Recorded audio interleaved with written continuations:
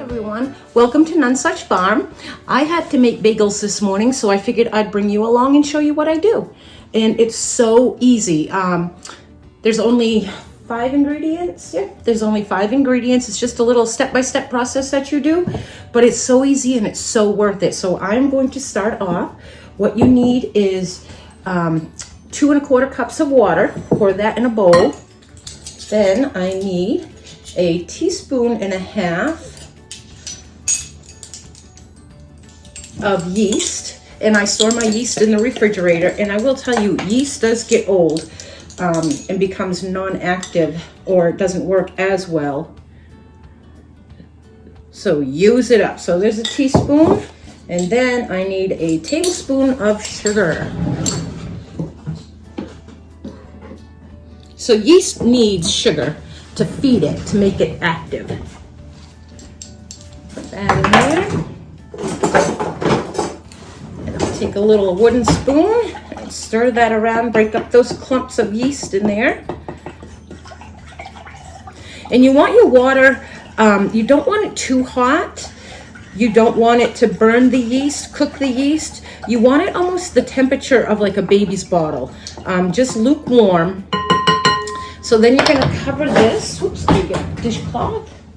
Cover that and let it set for 10 minutes. Okay, so it's been about 10 minutes. Now, typically, I would see more bubbling in this, so I'm really not sure what's happening here. I'm gonna bring you over. Get that off from there. I would see more bubbling in this, so I'm really not sure what happened, but we're gonna go for it. Hopefully it'll rise up pretty good. So I'm just gonna pour this right in here. Now in here I had 5 cups of flour and 2 teaspoons of salt. And I did learn a trick. Instead of using this part of your spoon to stir, use this part. You get less on it. So you're just gonna stir this around. And at this point, I would add any of the goodies that I wanted to add. Say if I was doing cinnamon raisin, I'd add the cinnamons and raisin. Which you do want to soak your raisins for about an hour before you put them in, because it'll soften them up a little bit. I would add cheese and herbs, whatever I wanted to do, but I am doing, I'm doing one everything bagel, and I think I'm gonna try, I have had French toast bagels. I don't know how they make them, but I think I'm gonna try to cover them, some of them with maple syrup, and sprinkle with a little bit of brown sugar to see how that works. I mean, you know, the world is your oyster. Is that the saying?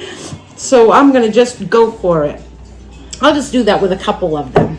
The rest I'll probably do everything. So it'll look like this. It's kind of like thready. And here comes the fun part.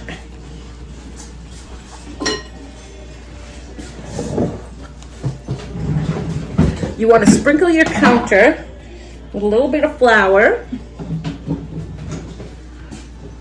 Spread that around. I always keep a little bit out for reserve.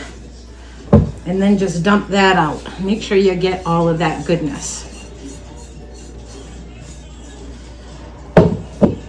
This is my favorite part. This is so relaxing. So you just want to just grab it all and clump it together. So you're going to need this for about 10 minutes. You want to get all them glutens working in there. And if you need more flour, add more flour. It does make a bit of a mess, and you'll grab all this extra stuff and throw it in there that's fallen off. Okay, it has been about 10 minutes. So I'm going to try to. Typically I'll make 8 out of this, but I'm gonna do big ones and I'm gonna make 6. So I'm just gonna cut it up into 6 portions. Try to make them as equal as possible. That doesn't always happen.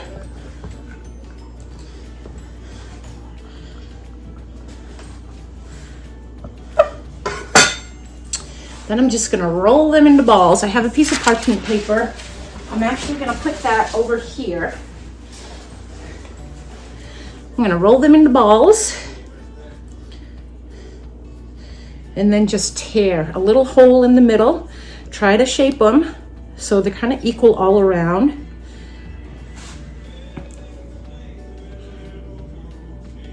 I'm gonna make the hole a little bit big at first because as they rise, that hole is gonna fill in. So it's pretty equal as I can get it. And then I'm just gonna set that on my parchment paper. Now I know these are gonna rise pretty big, so I wanna give them some space on the parchment paper. And you're gonna let these rise for a half an hour. And about halfway through that, I have a pot on the stove and that has water in it. That's about half filled with water. When after about 15 minutes of these rising, I'm going to turn that on and bring it to a boil, and I'll put my oven on 375 because you boil the bagels for 1 minute on each side before you bake them. So I will cover these with a cloth and come back to them. Okay, we're back, and it's been about a half an hour. Now my bagels didn't rise like they typically would, and like when I had showed you the yeast in that bowl, I think that the water was not warm enough because I did let them set for a little bit while I let the water set in the bowl for a little while I was getting everything prepped. So I just don't think my water was warm enough to get that yeast active, but these are gonna work. They did come up a little bit. So what I'm doing now is I am going to boil them. Now I do them for a minute on each side. And yeah, they did come up a little bit. I usually start with them top side down because it's easier to get them out of the water when they're upside right because you have to flip them. And so it's easier to get them out of the water and put them on the pan to bake when they're upside right. So I just set a timer for a minute. If not, I would forget. And I have this little spider here, and this part goes really quick, so I can get 3 in at a time. Now at this point, I do flip them, and they can get a little hard to flip, and you kind of have to be gentle because your whatever you use to flip them will poke into them and like cause lines or dents or whatever. So I'm going to set a timer for another minute. Okay, this round is done. So I'm going to scoop them out, let the water drip out of that spider, and place them on a pan. I have parchment paper on the pan, and they will rise a little bit in the baking process, so try to separate them a little bit.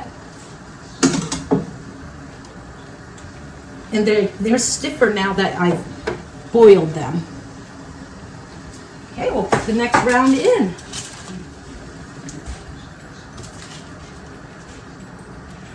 So the other day I made a video on making ginger honey. Well, I have to tell you, the last 3 days I've come down with something, some sort of head cold or whatever. And boy, I was like gunked right up, and I was just sniffling constantly. Well, I took that ginger honey and just made a tea with just that. And I actually had, in my ginger honey that I have for myself, I had freeze-dried lemons in it too, but you can put lemon pieces in it. I've been drinking that. After 1 cup of this, I'm actually not even done. My sinuses have cleared right up. It's just, I'm blown away by the amazing power that this stuff has. It's just incredible. I mean, I felt like crap the last 3 days. And this has been a godsend. I forgot to set my timer for a minute. See, I told you, I forget about that. So I'm just gonna guesstimate. If I go a little under, that's fine. If I go a little over, that's fine. Okay. The last batch is done boiling. These actually rose up pretty good when they were boiling. Now you want to put an egg wash on these. I do have a couple of friends that are allergic to eggs, so I don't put egg washes on theirs when I make it for them. Oh, these two are touching. I'm going to pull these apart a little bit. Maybe not. Okay, get that egg wash all around. Now 2 of these I'm not going to put egg wash on. I'm going to put a maple syrup wash. And this is just egg. I just took an egg, broke it in the little dish, and scrambled it up. Okay, so I'm gonna make a couple of these everything bagels. So I've got some everything bagel seasoning, and I'll tell you, this is a really good one. And you want to sprinkle the seasoning on when the egg wash is still wet. And then these last two, I'm really anxious to see how these come out. I am gonna just pour maple syrup, fresh maple syrup, all over these. It'd probably be a fail, but who cares? Let's play with our food. They're probably gonna stick really bad, but we'll see what happens. Okay, so those are covered really good with maple syrup. And I've got some brown sugar here that I want to sprinkle on top. This is the brown sugar that we made the other day.